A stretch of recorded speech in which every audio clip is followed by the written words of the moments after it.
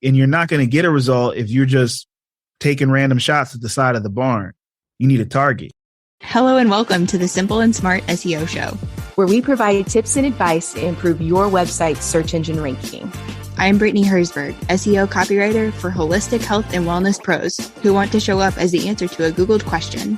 And I'm Crystal Waddell, an e-commerce seller and content creator. I help business owners communicate the value of their products and services through content so you can make more sales and grow your business. We're business besties who love learning and sharing what we've learned.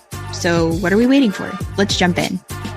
Hey, everybody. Welcome back to the Simple and Smart SEO Show podcast. We are here with a fantastic guest, the one, the only Alex Miner. Thank you for being with us today. That is my pleasure. Yeah, okay. So, one thing that stood out to me on your form. I hope it was the same thing that stood out to me. What? That you used to be a professional freestyle rapper. Please talk to us about this. My dream back in the day, and still a dream, was to be a rapper. And this led me to form friendships with people in my community, where one of them was a group of guys who ended up taking their rap careers in the direction of comedy. Oh. And so they eventually, first they landed a deal with Disney doing a street show down at what's now called Disney Springs, used to be Pleasure Island. And then from doing that, they also landed another street show at Universal Studios. And for that one, they were able to bring on more people because it was more shows. They couldn't do it all themselves. And I'm a decent freestyler, or I used to be. I'm a little rusty right now. And they reached out to the homie and was like, "Hey man, you want to rap?" I'm like, and they're like, "You can actually get paid." Yes. I am in. That is awesome. So now you are a creative director and lead strategist. So how did you make your way into video? And you're going to be talking to us today about YouTube SEO, but how did you make your way into video and just understanding so much about YouTube and video? Part of it was failing as a rapper. Yeah. Not understanding what I should have been doing to market myself, brand myself, promote myself as a rapper and producer taught me a lot of lessons in what not to do, basically. And after I wasn't really chasing rap superstardom as much, and I could look back objectively, looking at the things I did wrong and then seeing what other influencers and even other rappers and creatives were doing, taught me a lot about what I should have done. So that was really the beginning of my mindset, approaching social media, approaching video, approaching the whole internet. And then I fell in love with video through my journeys. I used to work in television news doing audio. That's what I went to school for, was audio. And then from that, I went into corporate events, which is where I first started doing camera work seriously. But when I bought my own gear and thought, oh, maybe I'll help the homies shoot some music videos or something like that, that's when I really fell in love with videography and started going down the YouTube university rabbit hole, learning everything I could about lighting, composition, storytelling, all the technical stuff, right? And that eventually led me to say, yo, I don't want to do this corporate stuff anymore. I want to shoot for a living. And then through doing some independent film work and things like that, I'm like, I think this is a fast way to be broke. Yeah. And we all learn that how can I use my camera and actually make money? Yeah. And somewhere along the journey of asking those questions is when the concept of videos for business came on my radar, and I fell in love with that. And once again, just dove in head first, learning everything that I possibly could. I love that. All right. One question that I love asking all of our guests, and there's no wrong answer, is how do you define SEO, or what do you think of when you think of SEO? Okay. When it comes to SEO, there's two levels of SEO that I think of. There is surface level SEO. The more organic SEO is things like your blog articles, your content, your keywords, things like that. Things that most folks with a little bit of study can actually understand. And then there's technical SEO. Yeah. This is a deep, dark hole filled with nerds and people way smarter than you and me. Guess who likes it? Crystal. And I didn't realize how much I didn't know about technical SEO until a friend of mine who runs a multi-million-dollar technical SEO agency in New York City who's also, I don't want to call him a failed rapper, but neither one of us got rich, although he did a lot better than I did. But he hired me to do sound on a SEO film he produced for one of the conferences he was speaking at virtually. And just listening to them talk in this superhero movie that he made just showed me that I ain't no squat. I'm like, what the heck is a SERPs? What are canonicals?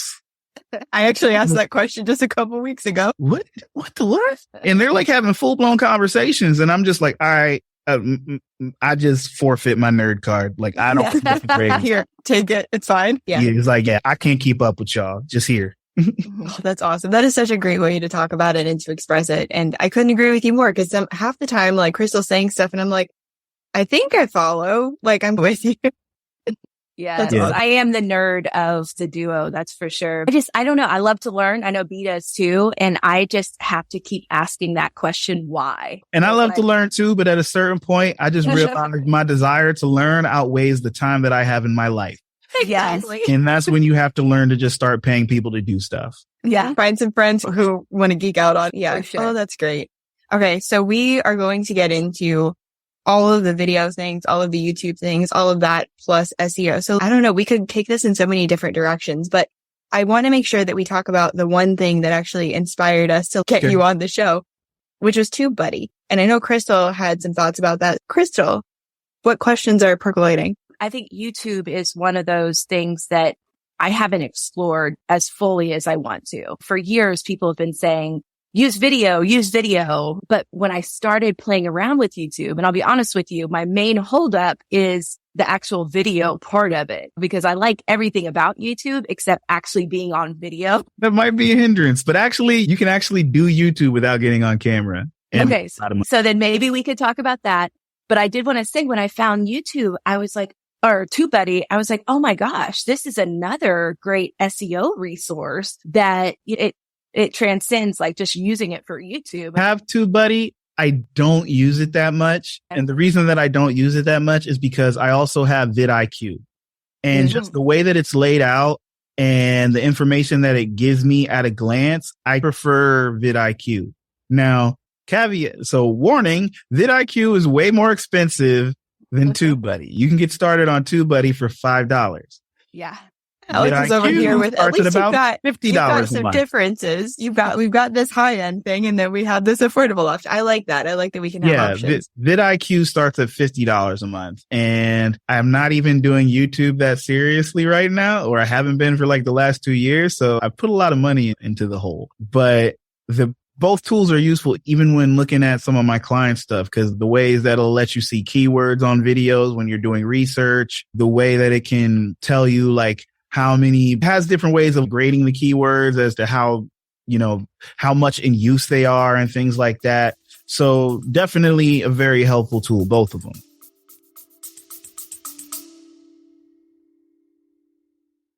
%72% of B2B buyers would prefer to have zero interaction with a sales rep when they make a purchase, which means traditional lead generation tactics just don't work like they used to.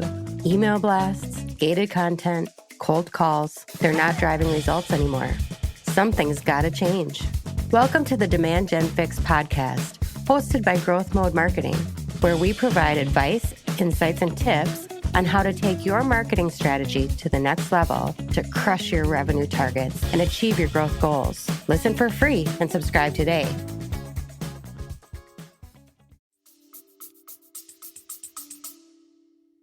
Okay, so another question I have is like comparing YouTube long videos and YouTube shorts. So the short answer is that shorts are the answer. So if you're getting on YouTube today, if you're starting from ground zero and you want to grow your channel organically and quickly as possible, YouTube shorts are what you need to spend most of your time on. Now, that's not saying that you shouldn't be producing any long form content. You should, because when people get hooked in by the shorts, and they get a taste and then they're fiending for more, especially if you're some sort of expert that's got a lot of knowledge and value to communicate. You want to have those longer resources there for them to dive into. One, because the monetization is higher on those long form videos. And then also because that's a library of searchable content, easily searchable content. Not that you can't search shorts, but it's harder to find exactly what you want when you're searching shorts. But you're building a library of searchable content that will hang around for a long time, pretty much longer than any other platform. Like stuff on YouTube can have legs compared to an Instagram, compared to a TikTok. I've got videos that are 4 or 5 years old that still get views. What other platform do you have that on? Tell me like you're not getting an Instagram post from 5 years ago that's still getting traffic. I know what Crystal's going to say. Let's say it on 3. 1, 2, 3. Pinterest.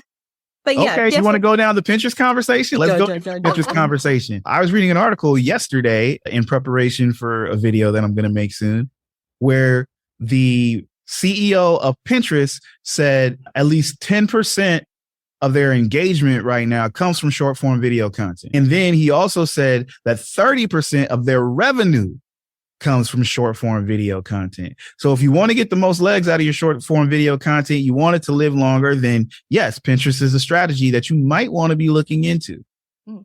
I've got a question while we're here, while we brought in another platform. Talk to us about repurposing, because I feel like I've heard mixed things when it comes to repurposing content from, for example, you take TikTok, put it on Instagram. We take Instagram, we put it on Pinterest. Talk to us about that. Best practices. Okay. The purpose of your content should be to be repurposed. So you should be going into things, creating with the thought of where else can I use this? How else can I use this? Get the most bang for your buck. Get the most mileage out of it. You know what I'm saying? A lot of people think that content is one and done. It's like what's his name? There's this dude on LinkedIn who his motto is create once, distribute forever. And so that's really the way that you should be going into your content creation. So when it comes to short form video in particular, we are in a very unique time where there is a war going on between the platforms.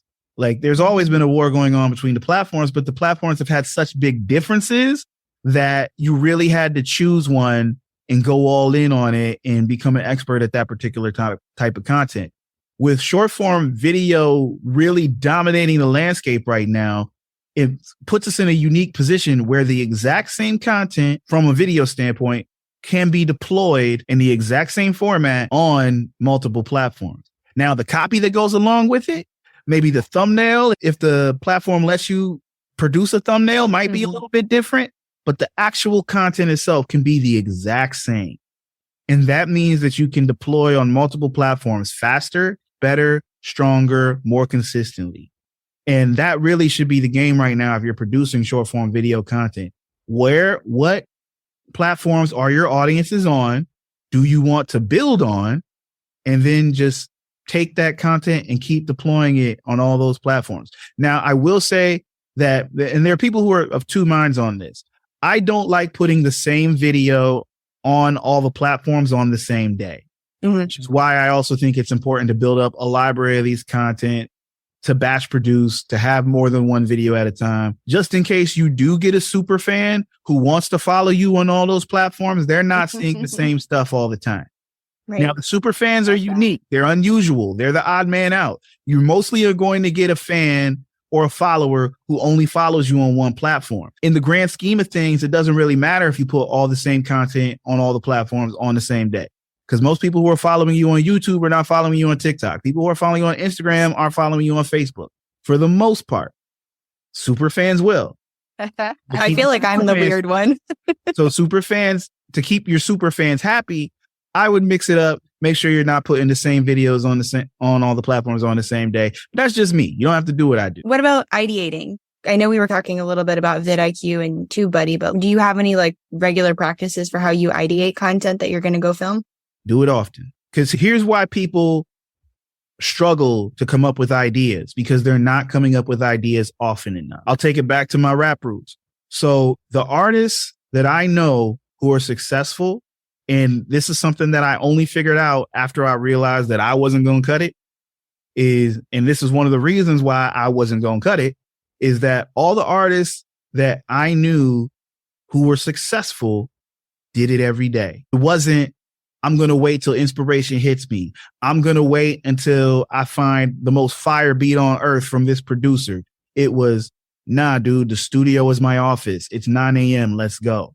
Or whatever time that you regularly go to the studio. Like these, but that's the type of work that these dudes who were able to make a living off of being a rap artist, they lived in the studio. It was their office. It was their job, and they treated it as such. The ones who didn't make it were the artists who, oh, I got to be inspired. I got to get the right vibe. No, I go to the studio. I write every single day. It doesn't matter whether I'm feeling it or not. Put a beat on. Let's go. Because those artists are prepared to do the job in any situation. Someone comes up, you know how it is when you probably had this when you were younger. If you had friends, you find out one of them raps. Oh, go ahead, bust a rap. And they'd be like, nah, man, I'm not fit. Those are the artists. They're not doing it as a job. They're not looking at it as a career. That's a hobby. Oh gosh, that makes me remember middle school. Like that happened every single day. Somebody was always like, okay, you go. Okay, you do this. And it didn't matter if it was rap, if it was dance, if it was like poetry, spoken word. It was like every single day there was something. And we always knew, okay, that kid's going to have something great to say. That kid's going to be like dancing, doing something really beautiful.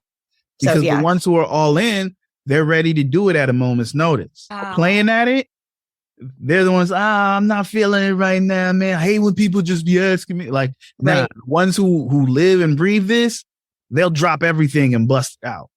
I feel like that makes me want to take a whole different energy into my work. Yeah. So I love hearing that because I've been in like a weird funk, and hearing that, I'm like, I do love what I do, but I haven't been treating it. It's 9 a.m. We're doing this. That's great. Thanks for saying that. Yeah. No problem. Yeah, for sure. I feel inspired as well, because even just recently I was listening to a list building class, and the person was talking about how you need to be dropping your lead magnet all the time. Like you need to be list building all the time. You need to be talking about your lead magnet all the time. And I thought to myself, I was like, I have this amazing 47-point checklist for Shopify store owners and their SEO. This is the first time I think I've talked about it on the podcast. And we have 44 episodes? We have a few. Yep. And I should be talking. That's the stuff I should be dropping every day at 9 a.m. Have you grabbed it yet? I'm making a note of it, just so you know. And here's the thing. And that leads me to one of my other favorite sayings. You have to be a broken record. Yeah. Yes. When it comes to your brand, when it comes to your business, when it comes to your content, you should be a broken record. Somebody shouldn't see you 10 times and hear you say 10 different things or be on 10 different subjects. And when I say that, I'm not saying that you have to make the exact same video, that you got to write the exact same post, but it should all be under the same umbrella. If somebody sees, so for instance, let's see if you're a speaker, right? Or that's part of your content strategy is doing content with the goal of becoming a speaker. When you get these gigs and you're actually up on stage, if somebody sees you 5 times, they should have seen you talk about the same crap 5 times. The title of the talk may be a little bit different. The spin on it might be a little bit different, but the meat, the foundation of what you talk about and why people value you, that should be the same. It can evolve over time. But if somebody sees you 5 times, you should be on the same crap 5 times. Like it shouldn't be the first time I see you, you're talking about SEO. And the next time I see you, you're talking about golf. Like the two things don't necessarily match up unless you're talking about golf SEO. Yeah. Uh-huh. Like now then you got a different spin on it and it makes sense. Yep. Or if you're comparing SEO to golf, I don't know how you would do that. I don't know enough about SEO to make that analogy work, but I'm sure there's a way. I feel like I don't know enough about golf to make that happen, but I'm like, I'm sure somebody out there could do it. It took me a very long time to get that into my head because I felt like I had to create something new and fresh every single time. And that's the mistake. And that's the mistake that a lot of people make when it comes to making content. They have to reinvent the wheel every time. No, look, I had a world-class speaker, trainer, coach as my client for a solid 2 years during the pandemic. Do you want to know how many times I heard the same story? He made tons of videos. I produced 50 episodes of a series for this man that was licensed to cable television, tons of virtual talks. I heard about the same 5 to 10 stories like 100 times. You know what that made me think of?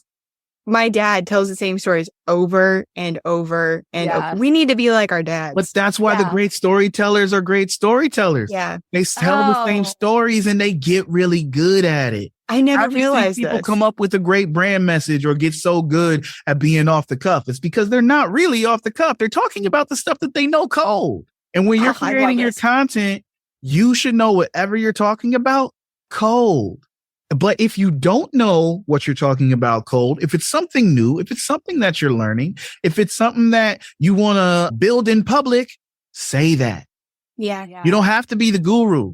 You don't have to know the end. You don't have to have the end all be all of the information. Perfect example. Rich Cardona had a chart topping podcast a couple of years ago. They stopped it, which was sad because it was busting up the charts. They stopped after 100 episodes. It was called NFTs for Newbies. He was building in public. He wasn't saying we know everything about NFTs. The whole premise of the podcast is we don't know crap about NFTs and we want to talk to people who can help us learn.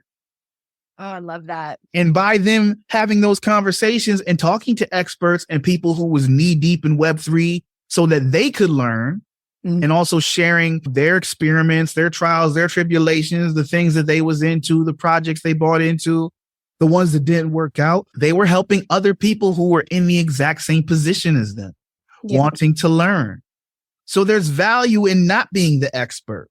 And if there wasn't, nobody would have listened to their podcast. And sometimes I feel like that actually, it establishes trust and it builds your following in a very unique way, because I feel like and part of the reason why I feel like case studies are so good and why I like focusing on them is because there's transparency and there's honesty and there's authenticity there.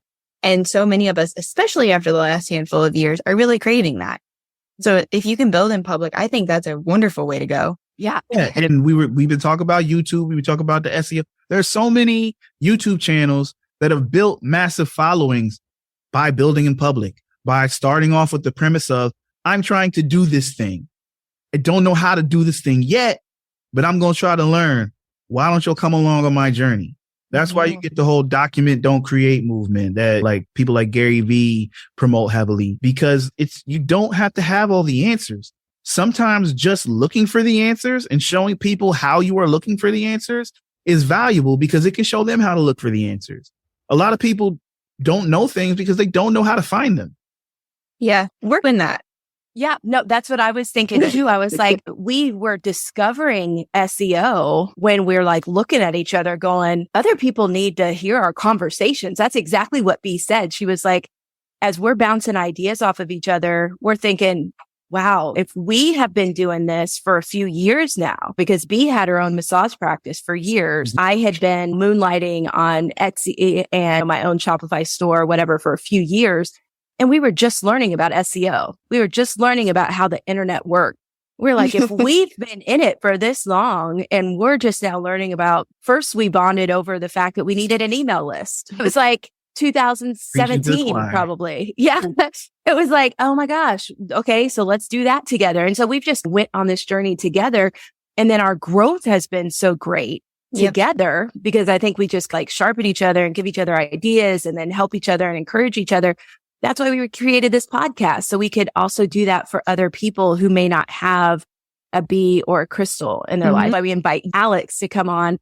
And these things that you're saying, like they are knowledge bombs. They are quote cards just getting ready to happen. Because you were saying about our dads, like my uncles, they tell the same stories over and over. Right. And sometimes it changes just a little bit. And I've heard them so many times. I can say, hey, that's not how it goes because I've heard it before. And then we're all requesting our favorite stories. There was this one story where one of my uncles was drowning in a sandbar trap or something. It was like a water hole where there was sand and water or something. I don't know. One of them fell out of the boat, couldn't swim. And so my other uncle jumps in to save him. But the uncle that couldn't swim jumps on his neck. And so now he's drowning both of them. My all-time favorite story. And then my uncle that went in to save my other uncle turns around and punches the other uncle in the face and knocks him out. And it takes him back to the boat. always love hearing those stories. I'm like, tell me about the time that so-and-so was drowning in the sandbar. But it was a really good story because he told it all the time. Yes. Yeah. Yes. Gosh, I didn't realize that. This is incredible. All right. How are we going to bring this back to video? Okay. So here's a question. So we're doing the same things over and over or whatever, not reinventing the wheel, but how do you make it feel fresh? Because if you're going to somebody's YouTube channel, they're always talking about the same thing. How do you keep your viewers' interest? You got to realize one thing. Nobody is going to see it all. Nobody's going to see it all. Maybe the super fan. But I was going to say not even the super fan. Usually not even them. Not unless like they're super duper fan, like dedicated. I believe we call those stalkers. I didn't want to go there, but I took it there. But yeah, nobody's going to see everything. Like one, we ain't got time to see everything. Yeah. Like we busy. We live in lives. We run it here. We run it there. If the person watching your content is another business owner, or if they got kids, if they got a life in general, like they're not going to see everything, even if they want to. That's why you got to have all these different methods of promoting your stuff. That's why you got to be on the social media. That's why you got to have the email list. That's why you got to post on the network. It's because nobody's going to see everything. But if you give them 50 chances to see some content, don't you think it's more likely than if you give them 5? Yep. That's a good quote. Man, you're just like she said, knowledge bombs all over the place. This is great. I was a rapper. Every now and then I got a one-liner. Quite a few. I've made some notes. This is great. Okay, so when somebody works with you, do they come to you with a strategy and say, hey, I want to be known for this? And then you come up with the video strategy? Or how do you work to break down that message in video? It depends. Some people come in knowing exactly what they want.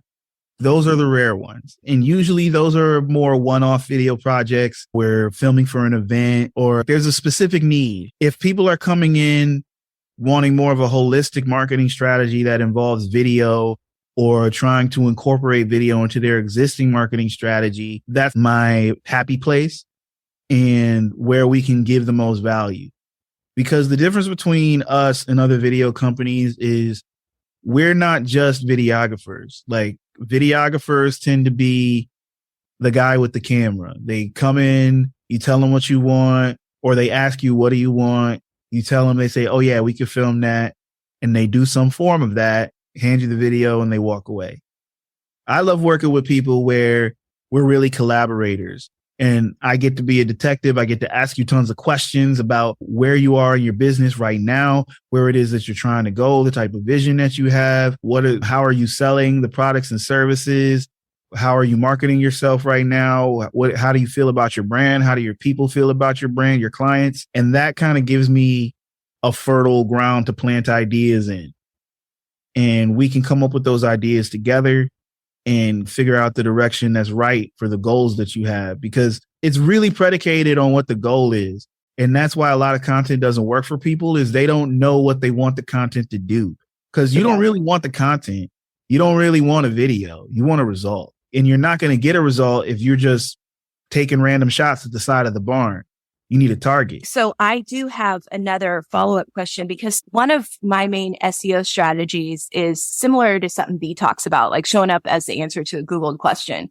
So I always like to answer the people also ask questions on Google for part of any article that I write.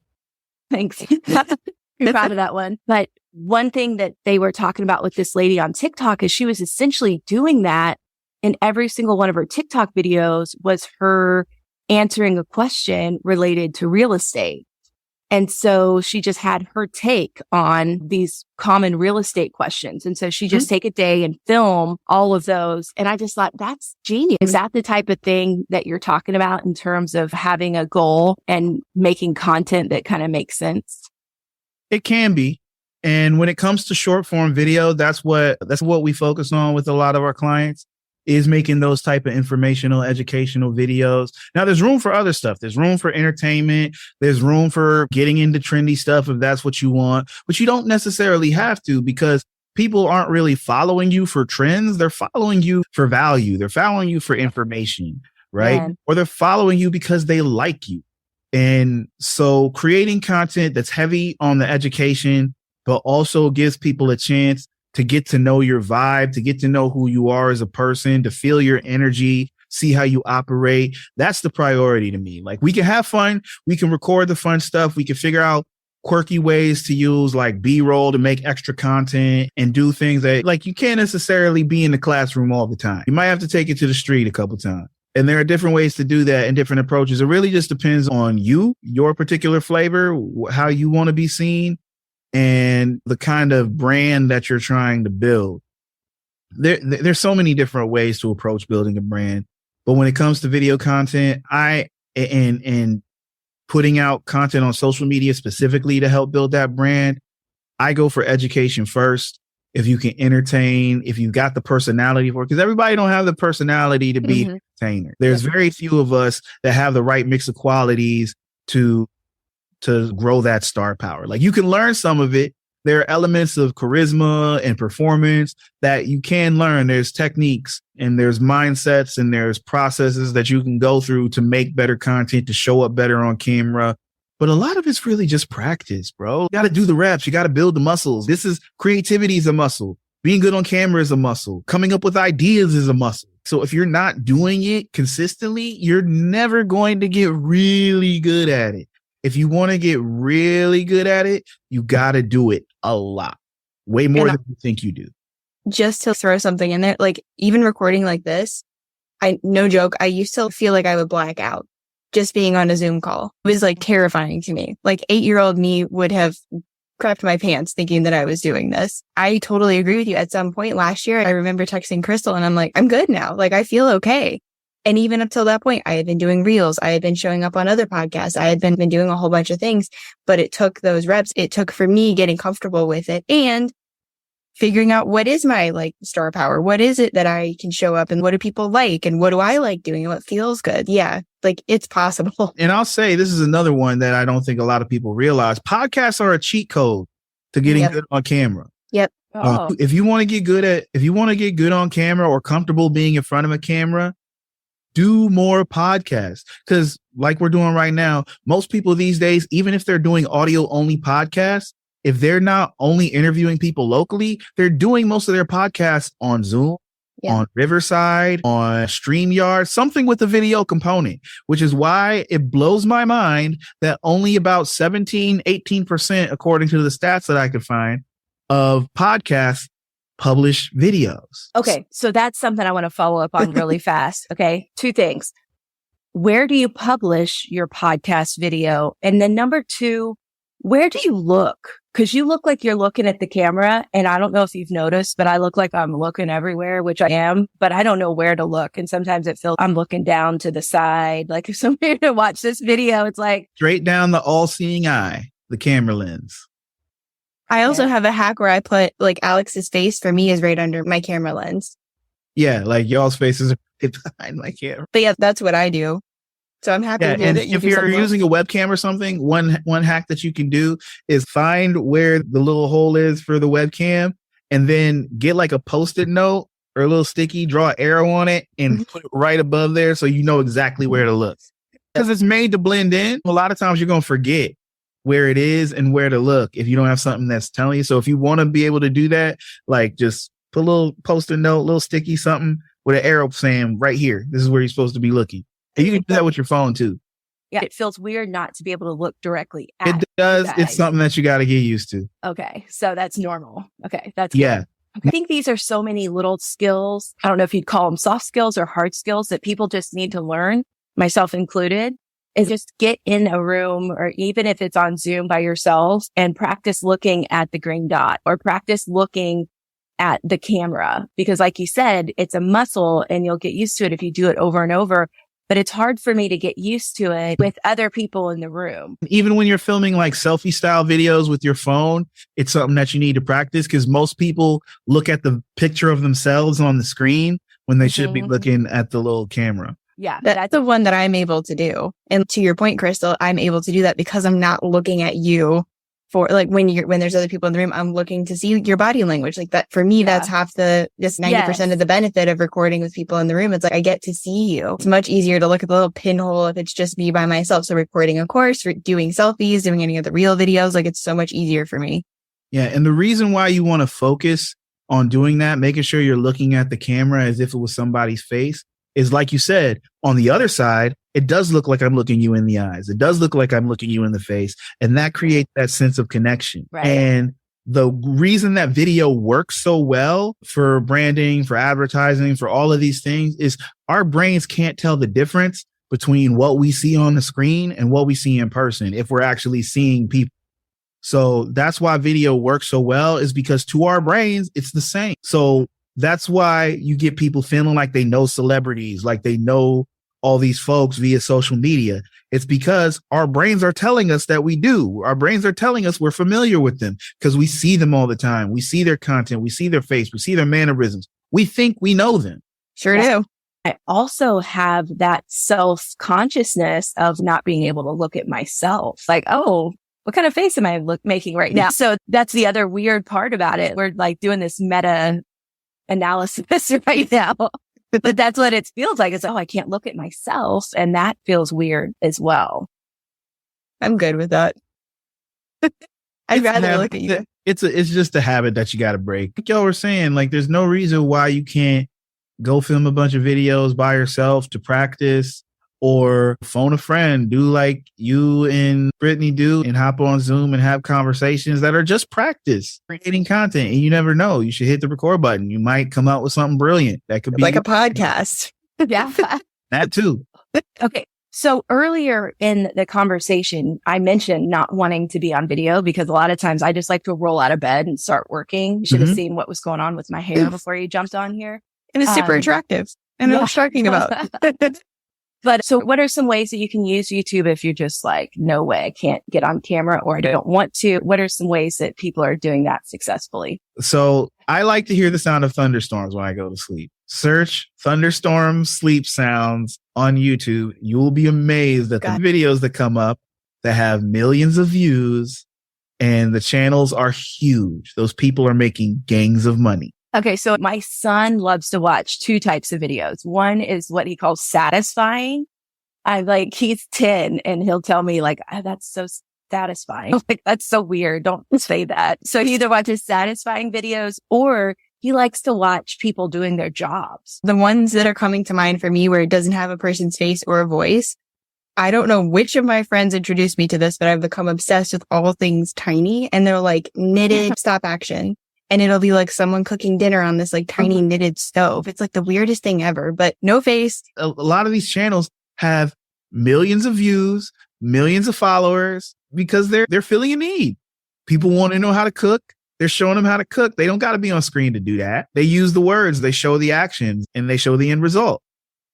There you go. That is awesome. Wow. So process videos are a big one. There's lots of those. And that's not the only one. I watch videos on forgery, not money forgery, medieval forgery.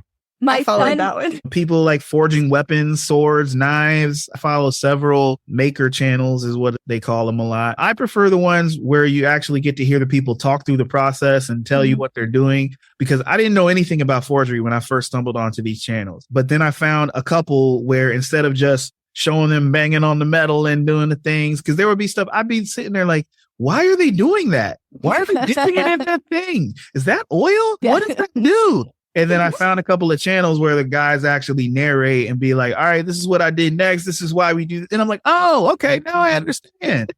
That's what you're doing. You needed context. Yeah. Context. And those channels have tons and tons of followers. Mm-hmm. Okay, so before we go, I have to ask a question because I always love to get as much free advice as I can from every expert that we have come on here.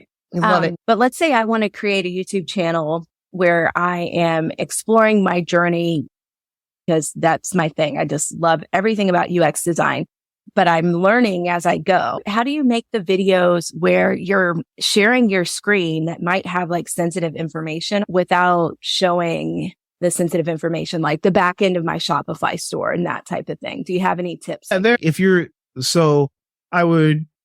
doing something that complex and you're doing your screen recordings and things in post-production, you can easily blur out those sections of the screen. There are like plugins in your editing programs, Premiere, Final Cut Pro, DaVinci Resolve, if you're using one of those, and probably even some of the more basic video editing programs where you can go in and you can say, I want a blur effect, but you can section it to just part of the screen. That's cool. Or even simpler, you can just have a black square graphic that you keep as a resource. And when you need to blank something out, you just drag that graphic onto the screen and stretch it to fit whatever it is that you need to cover up. That's good advice. Now that we have grabbed every bit of information that we possibly can out of you.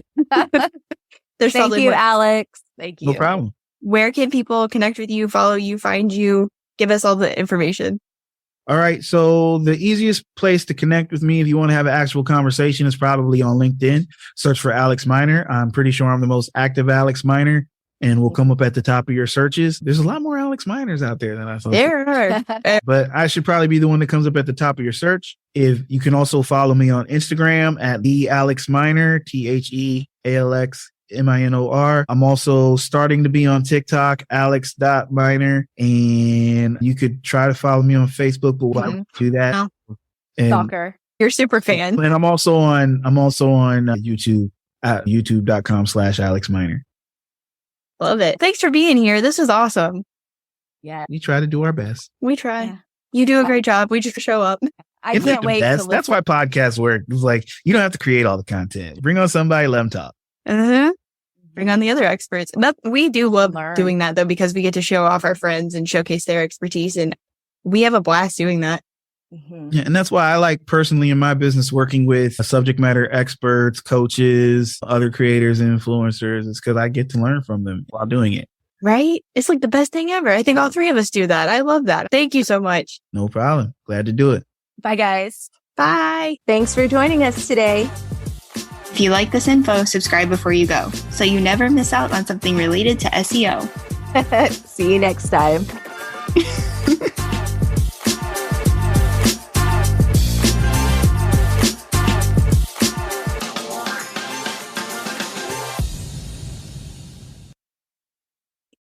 Hey guys, this is Crystal, one of your co-hosts from the Simple and Smart SEO Show podcast. If you're looking for a unique, handcrafted way to spruce up your home or office, then collagenwood.com is the perfect place for you. We are a small, woman-owned business that offers a range of beautiful wooden signs for your home or office. Our talented team of artists will work with you to create a sign that perfectly suits your needs. So why wait? Use promo code SIMPLE10 to save 10%. Visit collagenwood.com today. Save 10% with promo code SIMPLE10. That's collagenwood.com.